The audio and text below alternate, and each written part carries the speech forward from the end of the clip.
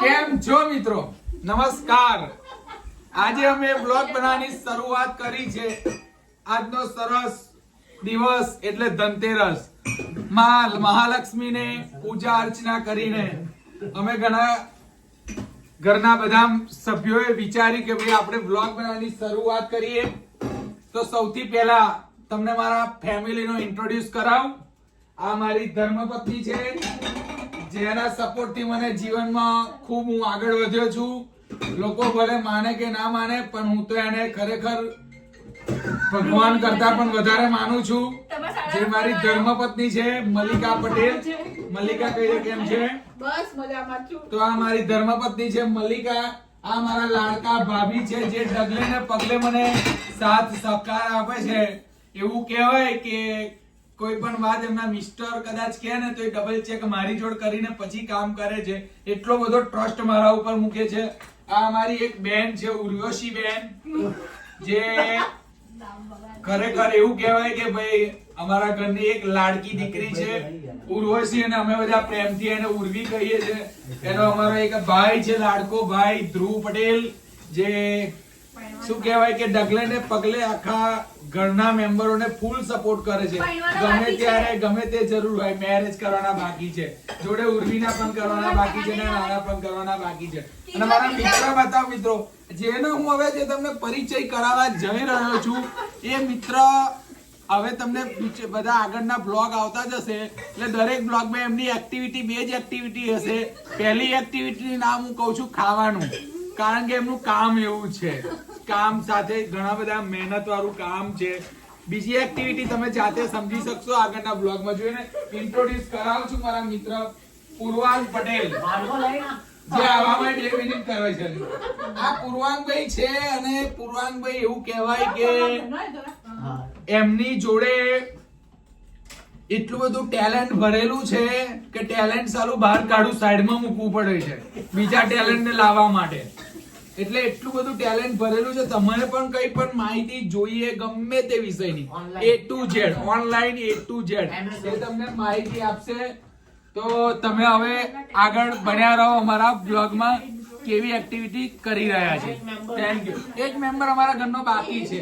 જી હા, એક મેમ્બર એ પ્રેમમાં પાગલ છે. ના, એવું તો ના કહેવાય. ગર્લફ્રેન્ડ જોડે વાતો કરશે. એવું ના હોય. પતિને બોલાવો. પતિને બોલાવો. કોઈ નહીં, જો બગા પૂજા કરીને ખાવા બનાવું. થોડી વારમાં આવશે. ઓય, એ થોડીક વારમાં બિઝી છે હમણાં યાર. તો જોયા કરો બધી એક્ટિવિટી, જોડાઈ રહો અમારી સાથે. હમણાં બિઝી છે. તો મેજોરિટી મિત્રો અમે બધા લોકો આજે ધનતેરસ થઈ એટલે હું વિચાર્યું કે ભાઈ દિવાળીના 5 દિવસોમાં અમે બહુ લાઈક સ્વીટ્સ ને એવું બધું ઓછું ખાઈએ છીએ, પણ સરસ મજાનું બધા સાથે હળી મળીને ખાઈએ. તો આ તમે જે પાછળ જોઈ રહ્યા છો તે અમારું કિચન છે. અમારા ઘરમાં આજે બની રહ્યા છે દાળ અને ભાત. સૌથી પહેલા હું તમને બતાવી દઉં કે અમે માતા લક્ષ્મીજીની પૂજા અર્ચના કરી છે, અને પૂજા અર્ચના કેવી રીતે કરી છે, શું છે, એની પણ થોડીક વિડીયો તમને ગમશે. બીજે એક અમારા ગામમાં મહેશ ટેકનિકલી ઉર્વી અત્યારે કામ કરી રહી છે, પણ જોડે 3 લોકો બેસી રહ્યા છે, જે હું તમને બતાવું. તો જો મિત્રો બતાવી દો, અમારા ઘરે લક્ષ્મીજીની પૂજા કરી છે. અમે લક્ષ્મી માતાનો ફોટો મૂક્યો છે, જોડે 3 દીવડા મૂક્યા છે, થોડા પાઉન્ડ મૂક્યા છે, સોનાનો સિક્કો છે, બુટ્ટી છે, અને બધા યથાશક્તિ પ્રમાણે એવું કહેવાય છે કે ભાઈ થોડું તમે ધનતેરસના દિવસે ગોલ્ડ કે ચાંદી સિલ્વર ખરીદો તો લાભદાયી નીવડે છે. એટલે બધા યથાશક્તિ પ્રમાણે ખરીદ્યું છે. અને મજાની વાત તો એવી છે કે અમારા ઘરે અત્યારે પૂર્વાંગભાઈ, હનીસા ભાભી અને લાલુ બેસી રહ્યા છે, અને ઉર્વી બિચારી કામ કરે છે, કેમ કે મલ્લિકા જે છે એના ભાઈ જોડે કદાચ વાત કરવા માટે. અને મલ્લિકા જેવી દાળ એટલે હજુ તો બની રહી છે, બની જશે એટલે તમને બતાવીશ. ઉર્વી શું બનાવે છે?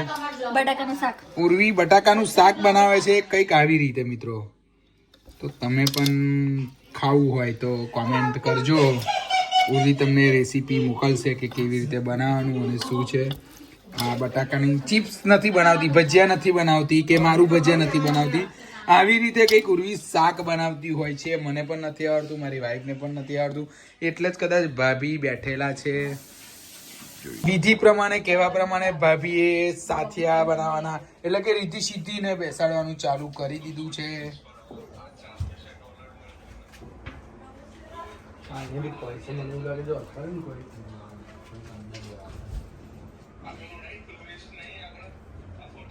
મિત્રો જમવાની તૈયારીઓ થઈ ગઈ છે અને અમે બધા સાથે મળીને કામ કરીએ છીએ. તો જો ભાભી પાપડ શેક્યા છે, એ બેઠા બેઠા ખાલી વિડીયો ઉતારે છે. આ લાલુ છે, લાલુ એ ડીશો લાવે છે, પ્રતિક છે, ઉર્વી ચાર્જિંગ લઈને આવી છે.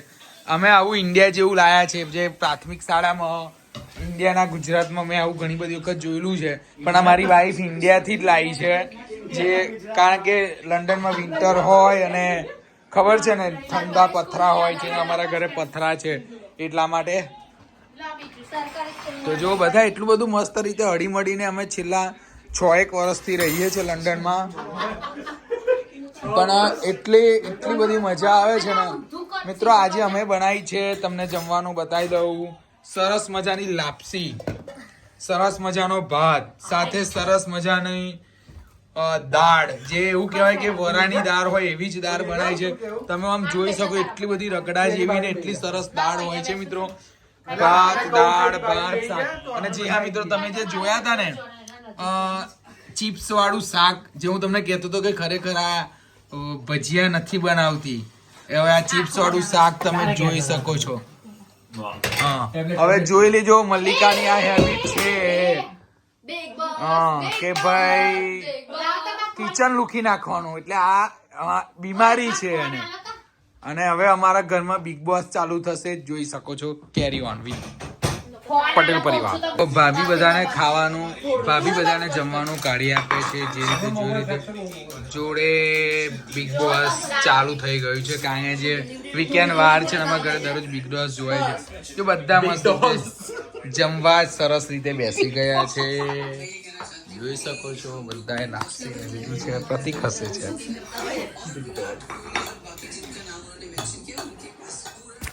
તો ગાઈસ અત્યારે અમે જમી રહ્યા છે અને બધાએ જમી લીધું છે. એવી વાસણ થોડા ઘણા પડ્યા તો ઘસવા માંડી છે, કારણ કે હમીસા ભાભી, પૂનમ અને મલ્લિકા હજી જમે છે. લાલો ઊભો છે, જમી લીધું. પ્રતિકે જમી લીધું છે. બરોબર વીકેન્ડ વારમાં ઇન્ટરેસ્ટ છે બધાનો.